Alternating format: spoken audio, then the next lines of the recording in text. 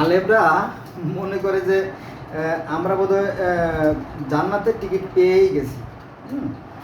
এরকম যদি মনে করে, এসব মনে করার কোনো কারণ নাই।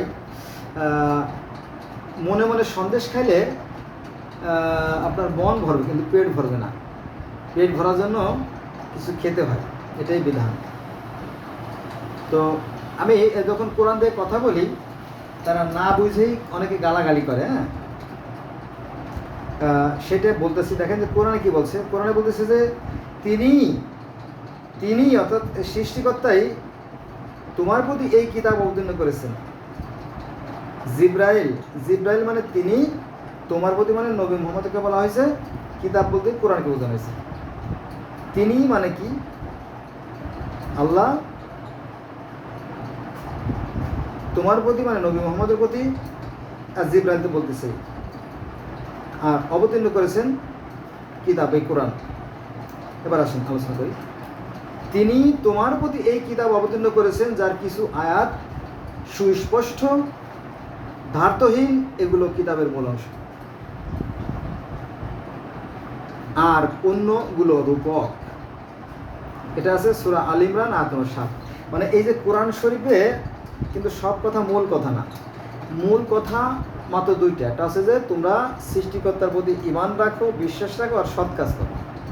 ক্লিয়ার? এটা হচ্ছে কোরআনের কথা।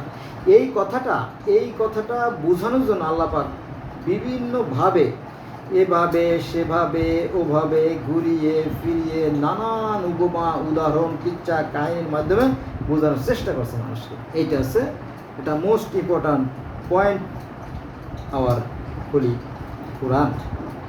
ক্লিয়ার? তো এই যে রূপক, এই রূপক আছে কোরআন শরীফে প্রায় 500 মতো।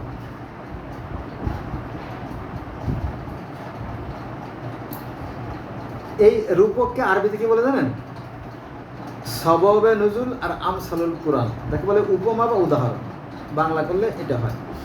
তো দেখবেন যে আমরা যখন অঙ্ক করি, আমরা অঙ্ক করি না, যেহেতু mathematics subject is very difficult. অঙ্ক একটা বেশ কঠিন একটা সাবজেক্ট। তো এটা সবাই বুঝে না, আর নিয়মগুলো না বুঝলে তো করা যায় না, জানেন তো। আর অঙ্ক করার আগে যে সূত্র আছে, যে আমাদের যে সূত্রগুলো আছে, সূত্রগুলো মুখস্থ করতে হয়। আর যারা সূত্র মুখস্থ নেই, তারা অঙ্ক কিন্তু মেলানো বেশ কঠিন হবে, মেলবে না। বোঝা গেছে বিষয়টা?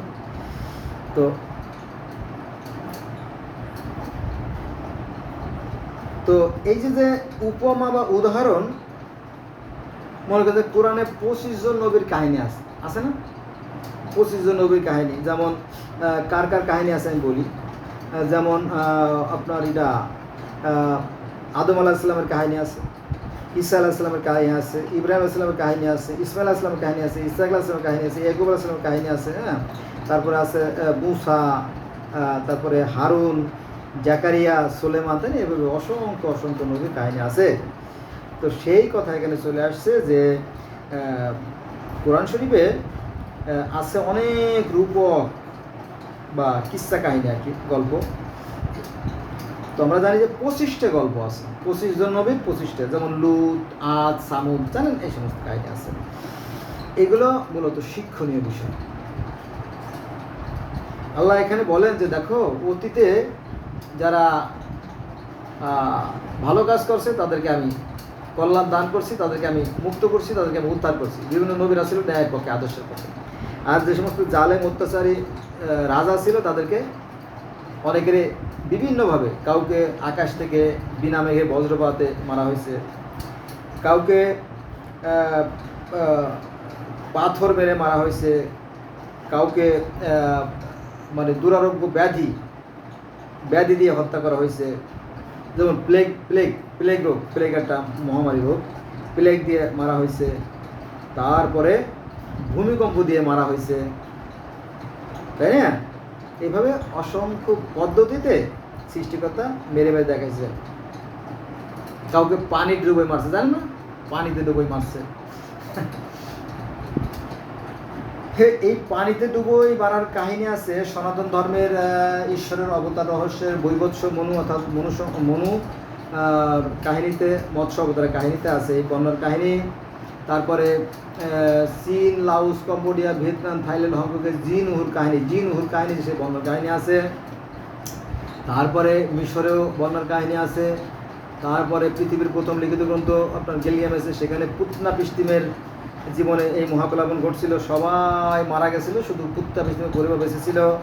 হ্যাঁ, তারপরে এগুলো ইটালি, রোম থেকে শুরু করে একেবারে আমেরিকা, গোটা পৃথিবীতে এই বন্যার কাহিনী আমার জানার মতে 300 ধর্মে আছে, কমপক্ষে 300 ধর্মে আছে, কিন্তু আমরা ধর্মগুলো তো আমরা জানতে জানি। তো যাই হোক, এগুলো আসলে শিক্ষণীয় বিষয়, জানা দরকার। আপনারা জানবেন না, জানলে আপনার ভিতরে যে মনের কালিমাগুলো আছে, ধার্মিকতা যে অহংকারগুলো আছে, সেগুলো দূর হয়ে যাবে। ধর্ম নিয়ে আমরা অহংকার করি, আমরা মনে করি যে নবী মোহাম্মদ সাল্লাল্লাহু আলাইহি ওয়াসাল্লামকে সৃষ্টি না করলে জগৎ সৃষ্টি করা হতো না, মুসলমান সৃষ্টি করা হতো না। এই কথাটা সঠিক না, মিথ্যা কথা। হ্যাঁ, জগতে 1,24,000 মতো ধরে 2,24,000 নবী রাসূল আসে, সবাইকে সমান দৃষ্টি দেখতে হবে। হ্যাঁ, আর এই পৃথিবী অব্যয় অক্ষয়, এটাকে ধ্বংস হবে না। কারণ কি, মনে করেন ধ্বংস হয়ে গেলে পৃথিবীটা ধ্বংস করে গেল, মনে করেন পৃথিবীটা ধ্বংস করে একেবারে পানি করে ফেললো, তাই না? তো যে সৃষ্টিকর্তা এই পৃথিবী সৃষ্টি করছে, তাই না, তিনি আবার নতুন করে, আরও সুন্দর করে, আরও লেটেস্ট, আরও আপডেট করে আবার এই পৃথিবী সৃষ্টি করবেন, তাই না? আপনারা তো জানেন, তাই না? জানার পরেও কেন না জানার ভান করেন, আমি জানি না। এই যে আমরা মনে করেন যে ঘর থেকে বিভিন্ন কাগজ, পলিথিন, তারপরে তেলের বোতল, কার্টুন, এগুলো কি করি আমরা, ওই ফেরিওয়ালাকে দিয়ে দেই। ফেরিওয়ালারা কী করে, ওটি নিয়ে তাদের দোকানে জমা রাখার পরে যখন অনেক হয়, তখন পিক আপে করে বা ট্রাকে করে তারা কারখানায় পাঠায় দেয়। কারখানায় পাঠায় দিয়ে ওইটাকে আবার মন্ডা করে আবার নতুন করে প্লাস্টিকের জার, কাঁচের গ্লাস, তারপরে কার্টুন, এই যে পুরাতন বইপত্র বিক্রি করতে, তাই না, আবার নতুন করে তৈরি করেন। তাহলে এটাকে দেখে আমাদেরকে শিক্ষা লাভ করা উচিত না যে পৃথিবী ধ্বংস হলে কী হবে, কিছুই হবে না। পৃথিবী ধ্বংস হয়ে গেল, ধ্বংস হলে কী হবে, কিছুই হবে না। আবার সৃষ্টি করে নতুন করে গড়বেন, আরও সুন্দর করে, তখন পৃথিবীটা আরও সুন্দর হবে।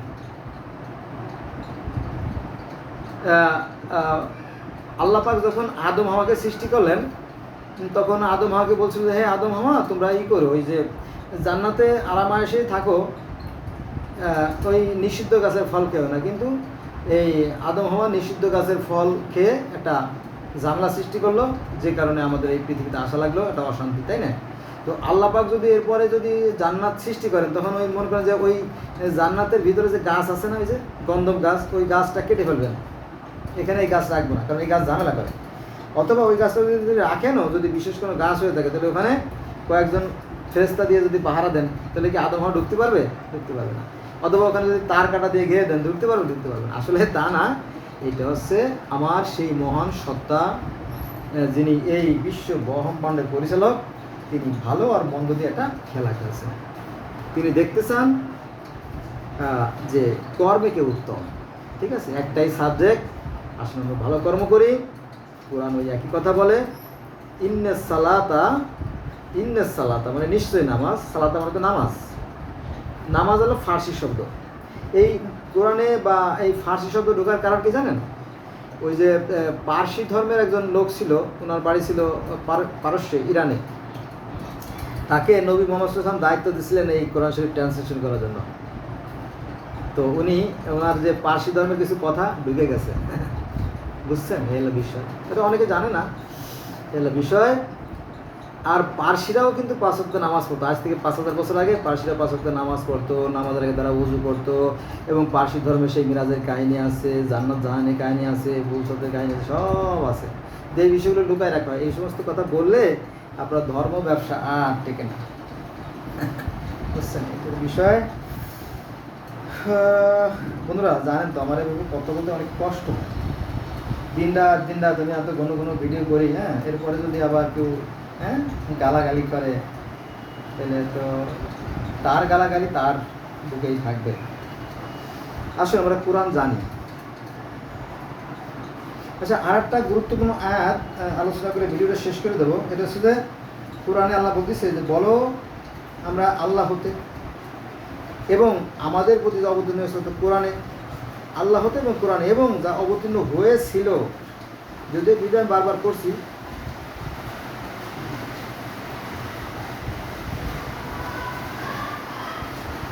যা অবতীর্ণ হয়েছিল ইব্রাহিমের প্রতি, ইসমাইলের প্রতি, ইসাকের প্রতি, ইয়াকুবের প্রতি ও তার বংশগণের প্রতি, এবং যা মুসা, ঈসা ও অন্যান্য নবীগণকে রবের নিকট থেকে দেওয়া হয়েছে।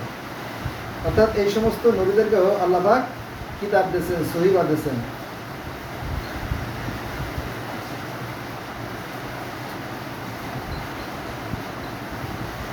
তাতে বিশ্বাস করি এবং আমরা তাদের মধ্যে কোনো পার্থক্য করি না। আমরা আল্লাহকে অবনত। সূরা আল ইমরান আয়াত নম্বর ৮৪। আল্লাহ কিন্তু অন্যান্য নবীদের সাথে নবীদের এবং আল্লাহ দেয়া কিতাবের সাথে কিতাবের কিন্তু পার্থক্য নিষেধ করছে। তবে মানুষের ভুল আছে। মনে করেন যে তাওরাত, জবুর, ইনজিল, বাইবেল, বেদ এগুলো ছাপাইতে গিয়ে হয়তো কিছু মুদ্রাজনিত কিছু ভুল হতে পারে। সেটা আমরা দরকার কোরআন দিয়ে যাচাই করবো। যাচাই করে দেখবেন যে এই কোরআনের সাথে বেদের কিন্তু হুবহু মিল আছে, যদি আপনারা দেখতেন। বন্ধুরা, আজকে এই মতো হইল না? ভালো থাকবেন সবাই। আল্লাহ হাফেজ।